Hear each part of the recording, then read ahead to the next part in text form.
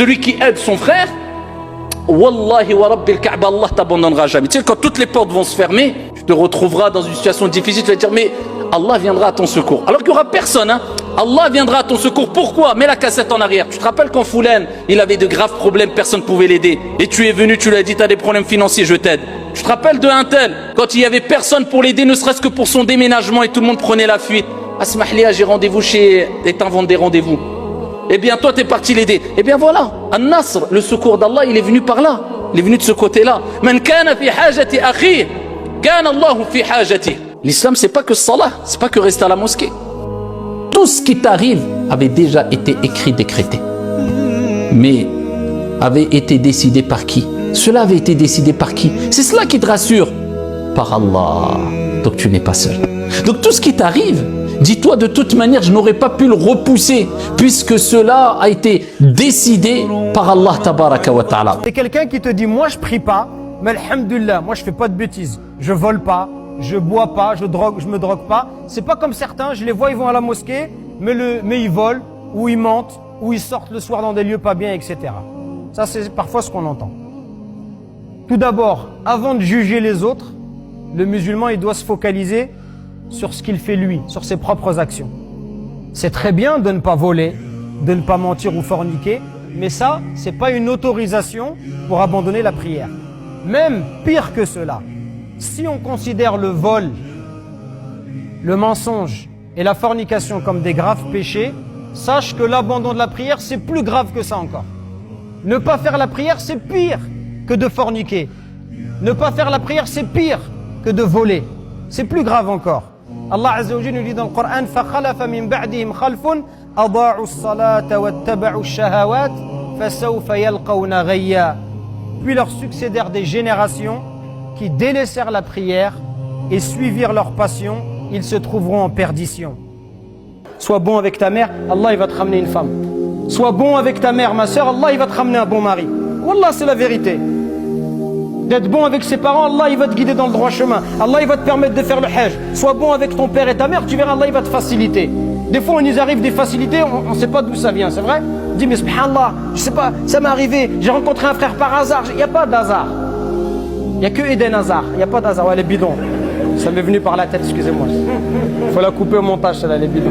Je ne sais pas pourquoi j'ai pensé à hasard direct. Il n'y a pas de hasard dans la vie. C'est Allah Azza wa Jal qui t'a ramené. Il n'y a pas de hasard. Pourquoi tu as rencontré telle personne?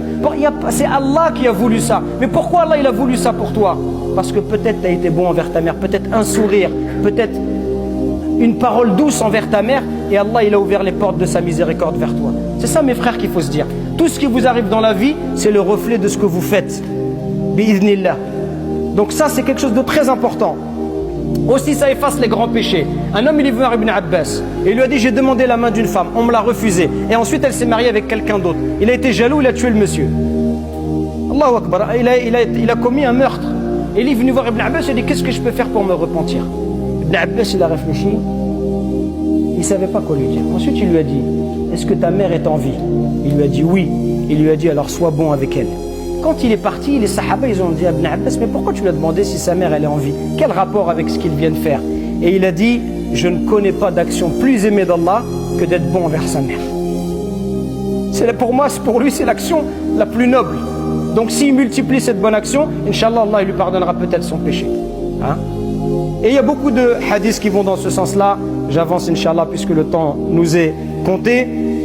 D'ailleurs l'imam Ahmed ibn Hanbal rahimahullah il disait la bonté envers les parents elle efface les grands péchés. La bonté envers les parents elle efface les grands péchés. Donc encore une fois vous faites des péchés, vous regrettez, allez faire du bien envers vos parents. Le paradis aussi se trouve sous les pieds. On a beaucoup de hadiths qui nous disent que le paradis se trouve sous leurs pieds, hein? Donc ça aussi ça prouve la valeur. D'ailleurs, Al-Hassan al-Basri, quand sa mère elle est décédée, il a pleuré. On lui a dit ah, toi tu es un grand imam et tu pleures. Il a dit je pleure parce qu'une des portes du paradis, elle vient de se fermer. Profitez de vos parents pendant qu'ils sont encore là. La plupart d'entre vous, vos parents, ils sont encore vivants? Oui? Qui a ses parents qui sont encore vivants? Levez la main s'il vous plaît. Regardez, mashallah, tabarakallah alaykum. Là, moi je vous envie. Moi mes deux parents ils sont décédés. Rahmatullah alayhima. Moi je vous envie, j'aimerais bien être à votre place. Et le message que je vous donne, c'est un message sincère du fond du cœur. Pour vous dire que vous avez de la chance mais vous vous en rendez peut-être pas suffisamment compte.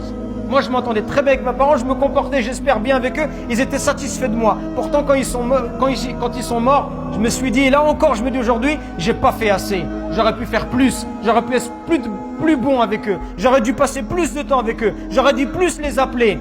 Et aujourd'hui, vous savez, c'est quoi? Ce que j'aimerais par-dessus tout, ce qui a à mes yeux le plus de valeur, ce que j'aimerais vraiment, c'est juste d'être posé avec eux, de discuter. D'être posé avec ma mère ou mon père, de boire un verre de thé, de discuter avec eux.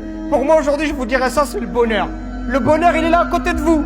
Le bonheur, c'est pas avoir une grosse voiture ou une grosse maison. Le bonheur, c'est d'avoir des parents en bonne santé, de les visiter. Ils sont satisfaits de toi. Ils te font des douas. Ils te souhaitent le bien. Et toi, tu t'occupes de. C'est ça, le bonheur.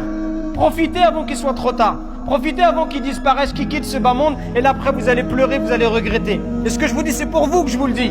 Je vous le dis par miséricorde, par bienfaisance, par amour pour vous dire ne laissez pas passer cette occasion-là. Les parents, c'est un trésor d'Allah subhanahu wa ta'ala.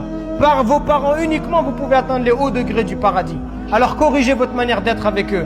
Corrigez votre manière de leur parler, votre manière de les regarder. Arrêtez de les prendre pour des imbéciles parce qu'ils n'ont pas fait d'études. Arrêtez de les prendre pour des idiots parce qu'ils connaissent pas la société. C'est la même chose pour vous. Si on vous renvoie au bled, vous allez complètement être dépaysé.